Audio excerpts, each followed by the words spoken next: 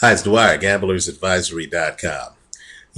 Let's talk about that age-old question that currently is rapidly becoming the question in boxing, and it's how do you beat Canelo, Saul Alvarez? Now, Kermit Cintron just tried, and for his troubles, he got knocked out. And let me tell you, didn't look to me like Kermit Cintron wanted to continue that fight when the referee pulled the plug. Right? Looked like he had been blown out. Now, I've read his trainer's comments following the fight. His trainer is one of boxing's best, Ronnie Shields. And Ronnie Shields' game plan going into that fight, and it was a fight that, quite frankly, I thought Kermit Cintron had a chance of winning before the fight. The straddle should have taken care of you. But I thought Kermit had a chance of winning it before the fight. But the game plan, according to Ronnie Shields, was for Kermit Cintron to jump on Saul Alvarez, literally from the opening bell, right? If you're an old-timer, you remember a fighter named Andrew Galata. You remember the Lennox Lewis match. Lewis, apparently looking at film, realized that Galata was a slow starter. And quite frankly, after Lewis jumped on Galata, later Mike Tyson would jump on Galata in the first round. Still later, Ray Austin would jump on Galata in the first round. The idea was to stop the train before it got going. Now, Ronnie Shields apparently believes that the way to beat Saul Alvarez, who is a slugger masquerading as a boxer, very heavy-handed guy, right? Ronnie Shields believes that the way to beat Saul Alvarez is to jump on him before he figures out the angles. That's one way to beat a counterpuncher, because if the counterpuncher figures out the angles and the tempo, then you're in trouble later, right? The counterpuncher will figure you out, crack your code, and then set traps and beat you. So the idea was to blow Saul Alvarez out of the water. Cintron was supposed to come in with a strong jab, not a weak jab, but a strong jab, hit Alvarez with the jab and volume behind it, get inside, finish him off, right? Alvarez wouldn't know what hit him. He wouldn't have had the opportunity to start slow and figure things out. You know what? I'm going to dissent. I have nothing but respect for the best trainers in the world, including Ronnie Shields. But this is one of those times where I think that that's the wrong game plan against this opponent. I believe that the way to beat Saul Alvarez, quite frankly, is to take advantage of his lack of foot speed in coming after you. Saul Alvarez is a big puncher. What he's not is an agile boxer who can chase you around the ring, right? He has a very similar fight style, in my opinion, to Vladimir Klitschko, right? He stands back, he hits you with a jab, then he starts working you with right hands. He also has a very concussive left hook, right? Vladimir Klitschko is able to have that fight style because, number one, Vladimir's in the heavyweight division, not the junior middle, and the guys at heavy aren't as mobile as the lighter weights, right? Lighter weight guys move around the ring. Heavyweights, more times than not, are trying to knock you out, right? These guys aren't exactly running around the ring, so you can be less mobile and get away with it at heavyweight. Not only that, Vladimir Klitschko is taller than most heavyweights. You're dealing with a height dynamic. In other words, Vladimir Klitschko, more times than not, has the reach advantage on you. So when he's standing behind a jab and he's throwing a jab, you can't stay outside and expect to hit him and not have him hit you, right? At the lighter weights, with Canelo was shorter than Kermit Cintron, right? Cintron much more mobile than most heavyweights, in my opinion, should have fought the fight on his back foot, not his front foot. Shouldn't have gone in kamikaze on Canelo, tried to empty the gun early, and then, of course, if the young kid survives those early rounds, you're in trouble because you're operating on half a tank of gas and you still have 11 more rounds to go.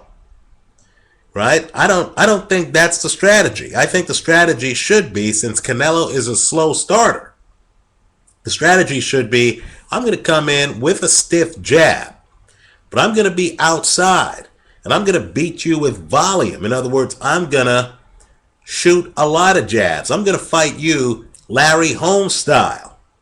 Right? I'm going to come in, I'm going to hit you with jabs. I'm going to be outside. You come forward, I go backward. Not only that, since Canelo's a counterpuncher, I'm going to throw a bunch of feints in with the jab just to keep him guessing on what I'm doing.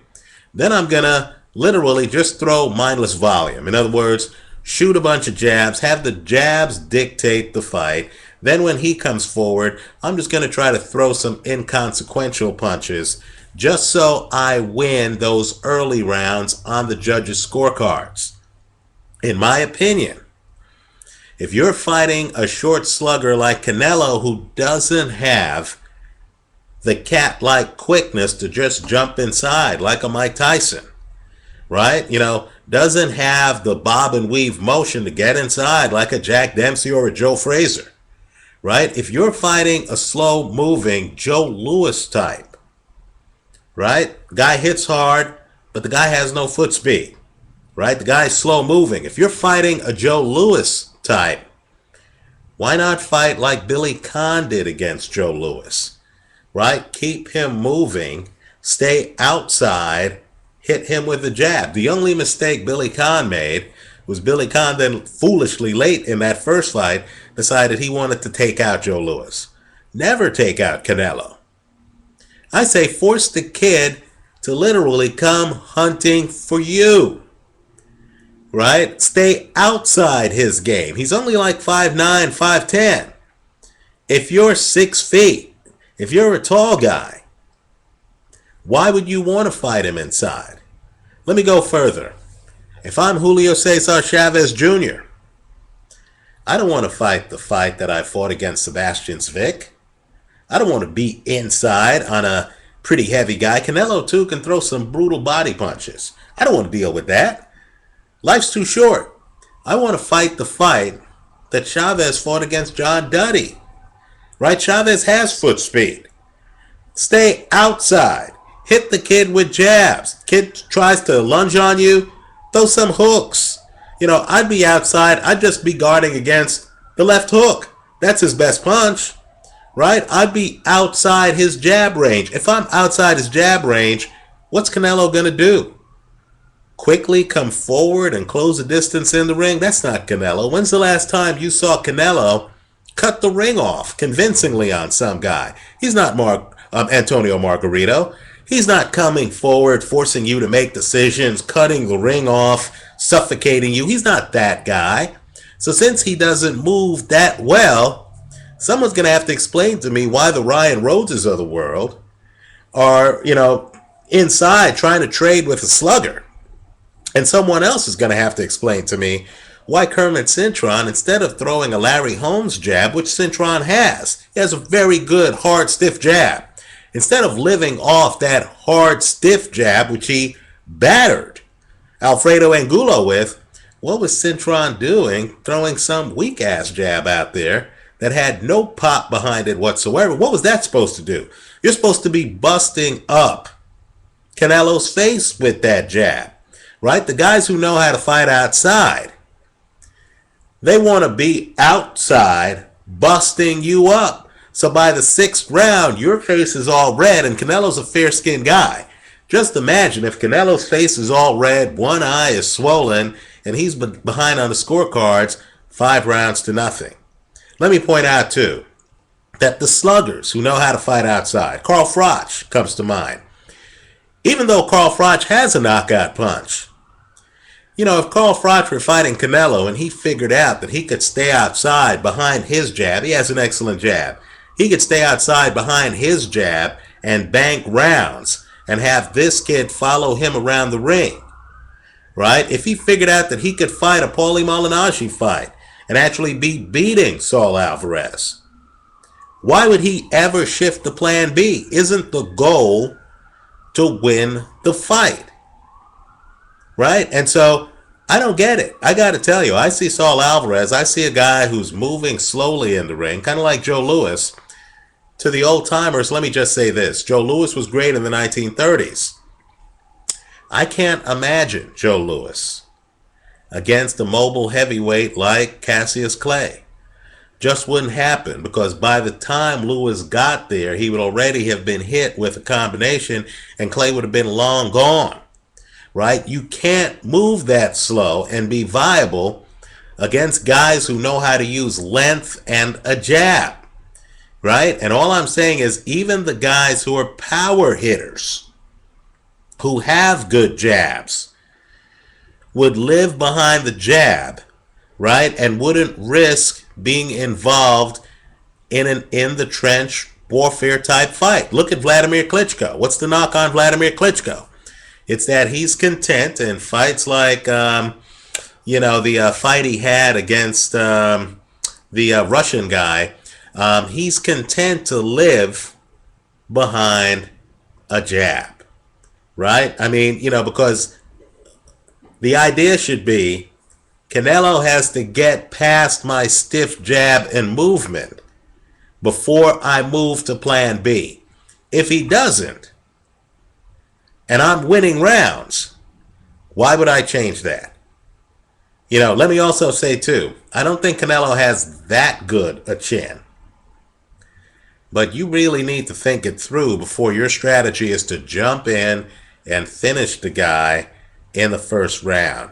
All I'm saying is, if you jump in and you empty the gun in that first round and you don't finish the guy, then like Alfredo Angulo against James Kirkland, you might find yourself on the canvas by the end of that first round, and you might find yourself pretty much out on your feet by the third round, right? I just think when you're fighting a young kid who has never lost, right? If your strategy is to go in there, blow him out, and get the KO,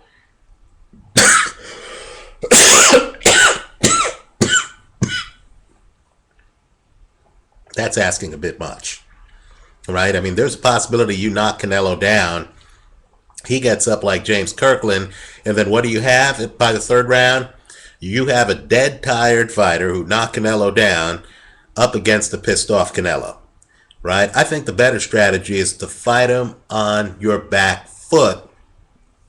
I think if Sergio Martinez were to fight Canelo, I think Martinez can win that fight by just keeping a distance from Canelo, controlling the pace, coming in with jabs, doing enough from long distance to out-jab, bust up, mark up Canelo, and then force Canelo to throw lunging punches that miss. I think the hole in Canelo's armor is simply his speed in the ring. I'm not convinced he's that fast. Let me know what you think. Leave your comments for me here on YouTube. Visit us at gamblersadvisory.com. Thanks for watching.